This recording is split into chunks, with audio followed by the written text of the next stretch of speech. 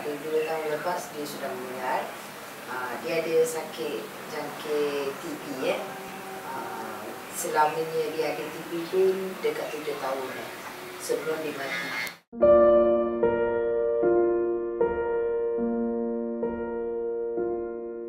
Dulu dia sudah jangkit dan dia ada dekat tinggal dekat jalan tepi. Satu kota dia taruh, lepas tu tidur dekat sana. Situ cara di rounding dia kan cari kan yang orang tak ada rumah, orang jangkit, orang macam-macam. Masa tu saya punya suami dia hari tu dia jumpa. Dia tanya, you ada keluarga ke? Dia kata ada. You ada bini ke? Ada. Anak semua ada. Kenapa you tidur dekat sini? Dia kata. Kadang saya minta maaf pergi rumah, saya tak ada suka saya punya rumah. Saya punya rumah tak ada elektrik, dekat sini semua ada angin. Macam-macam dia bagi tahu lah. Dia pun sudah geram apa boleh jadi. Benci juga dia punya hidup. Lepas tu kencara, dia tanya dekat dia macam mana you punya life semua. Lepas tu dia hantar dia ke hospital besar. Dia kadang-kadang lari pun dia telefon sama saya kencara. Dia punya suami ada dekat rumah tak? Saya kata ada. Nah macam tu kenapa dia tak ada pergi dekat mana hospital, tak ada ambil rawatan tu semua dia tanya. Saya kata saya tak tahulah bang. Dia 2 hari dia dekat sini, 1 minggu ada dekat luar. Lepas tu dia raudi-raudi dia sudah cari lagi. Di bawah dekat sini sebelum dia mati 4 bulan, sebelum 4 bulan dia mati, dia bawa ke sini. Lepas mati pun kencara datang dekat hospital. Ramai-ramai datang jumpa saya, bagi tahu sama saya. Lagipun saya dengar sampai dia suami tinggal dekat hospital yang dekat 1000 lebih. Saya ingat kencara yang bayar.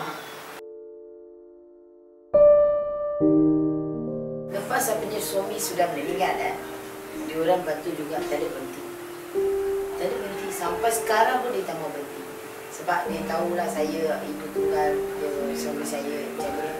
Susah lah, banyak susah. Masa tu saya punya rumah tak ada elektrik. Saya punya bayar sewa dekat 14,000 tak ada bayar.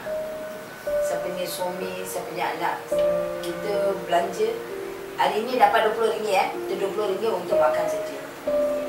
Beras pun tak ada, makanan pun tak ada. Macam susah sangat. Sekarang saya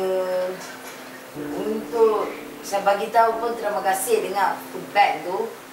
Sampai 2 tahun ni dia orang bantu kita betul-betul 1 bulan tu dia tak nak lepaskan Dia selalu datang dia tengok kita orang. You punya anak belajar apa? Oh, dia macam kita macam dia ambil buku ke macam tu dia bagi tengok. Sebab tu saya sampai sekarang pun saya betul-betul nak percaya dengan kencara. Kadang-kadang kencara tanya, sekolah uniform ada tak? Kencara akan ditanya juga, bulan-bulan dia akan tanya, you susah macam mana? You okey tak? Dia macam saya punya keluarga juga dia orang.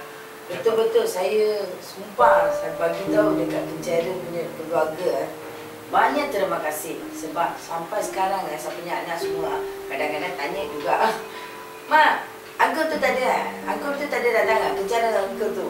Saya kata, dia datanglah nantilah. Nanti dia orang datang masa hujan bulan dia mesti datang punya. Okey mau. Dia makan masa makan saya punya anak perempuan bagi tahu 9 tahun. Dia bagi tahu. Saya suruh uncle tu kalau saya jumpa itu orang tua yang kencara punya besar, saya mesti bagi tahu dekat dia lah, Mak. Terima kasih uncle. Sebab dia bagi makanan untuk kita. Sampai saya mati saya takkan tu lupakan untuk kencara, Mak.